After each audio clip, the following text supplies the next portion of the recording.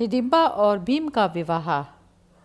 पांचों पांडव लाक्षागृह से बचने के बाद एक रात जंगल में सो रहे थे और भीम पहरा दे रहे थे। जिस जंगल में सो रहे थे वह जंगल नरभक्षी राक्षस राज हिडिंब का था। हिडिंब ने हिडिंबा को जंगल में मानव का शिकार करने के लिए भेजा। हिडिंबा जब जंगल में गई तो उससे भीम को पहरा देते हुए देखा और बाकी पांडव अपनी माता कुंती के साथ सो रहे थे। भीम को देखकर हिडिंबा मोहित हो गई और मन ही मन उससे विवाह करने की सोचने लगी। वह भेष बदलकर भीम के समक्ष प्रस्तुत हो गई। तभी वहाँ हिडिंब आ धमका। उसने हिडिंबा से कहा कि अकेले ही इस हिष्ट पुष्ट मानव को खाना चाहोगी क्या? हिडिंब ने भीम पर हमला कर दिया। हिडिंबा ने इस हमले में भीम का साथ दिया और भीम और हिडिंब में भयानक युद्ध हुआ। अंत में हिडिंब मारा गया। हिडिंब के मरने के बाद कुंती सहित सभी पांडव वहां से प्रस्थान करने की तैयारी करने लगे। इस पर हिडिंबा पांडवों की माता कुंती के चरणों में गिरकर प्रार्थना करने लगी। हे माता, मैंने आपके पुत्र भीम को अपने पति के रूप में स्वीकार कर लिया है। आप लोग मुझे कृपा करके स्वीकार कर लीजिए। यदि आप लोगों ने मुझे स्वीकार नहीं किया तो मैं इसी क्षण अपने प्राणों की आहुति दे दूंगी।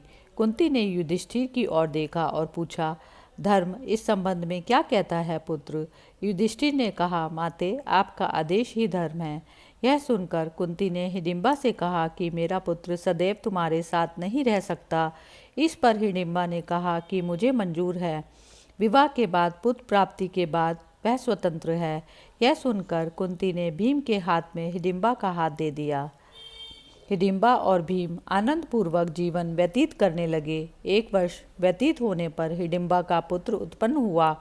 उस पुत्र के सिर पर केश न होने के कारण उसका नाम घटोत्कच रखा गया। वह अत्यंत मायावी निकला और जन्म लेते ही बड़ा हो गया। हिडिंबा ने अपने पुत्र को पांडवों के पास ले जाकर कहा, यह आपके भाई की संतान है, अतः यह आप लोगों की सेवा में रहेगा। इतना कहकर हिडिंबा वहां से चली गई। घटोत्कच श्रद्धा से पांडवों तथा माता कुंती के चरणों में प्रणाम करके बोला, अब मुझे मेरे योग्य सेवा बताएं। उसकी बात सुनकर कुंती बोली, तू मेरे वंश का सबसे बड़ा पौत्र है। समय आने पर तेरी सेवा अवश्य ली जाएगी। इस पर घटोत्कच ने कहा, आप लोग जब भी मुझे स्मरण करेंगे मैं आप लोगों की सेवा में उपस्थित होऊंगा। हिडिंबा मूल रूप से नागालैंड की राजकुमारी थी, लेकिन पुत्र के जन्म के बाद पुत्र को पांडवों को सौंपकर वो हिमाचल प्रदेश के मनाली जिले में रहने लगी थी। यहीं पर उनका राक्षस योनि से दैवीय योनि में परिवर्तन हुआ। इसीलिए यहाँ पर हिडिंबा का एक प्राचीन मंदिर भी है। मंदिर के भीतर एक प्राकृतिक पूरा चट्टान है जिसे देवी हिडिंबा का स्थान माना जाता है। इसी चट्टान पर देवी हिडिंबा के पैरों के चिन्ह मौजूद हैं। चट्टान को स्थानीय बोली में ढूंग कहते हैं, इसलिए देवी को ढूंगरी देवी कहा जाता है। घटोत्कच के एक पुत्र का नाम बर्बरिक और दूसरे का नाम अंजन पर्वा था।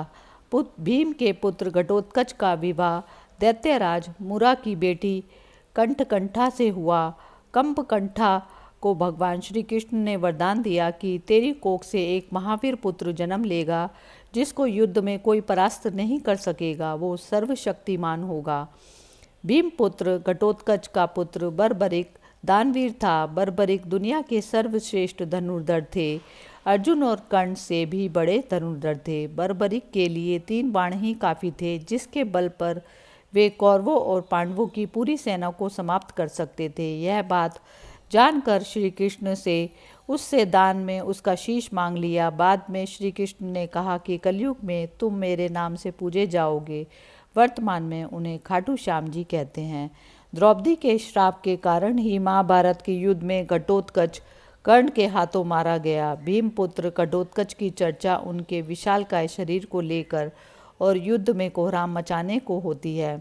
कर्ण ने अपने अमोघ अस्त्र का प्रयोग दुर्योधन के कहने पर भीमपुत्र घटोत्कच पर किया था, जबकि वह इसका प्रयोग अर्जुन पर करना चाहता था। यह ऐसा अस्त्र था जिसका वार कभी खाली नहीं जाता, लेकिन वरदान अनुसार इसका प्रयोग केवल एक ही बार किया जा सकता था, यदि कर्ण यह कार्य नहीं करता तो युद्ध का परिणाम कुछ और ही होता।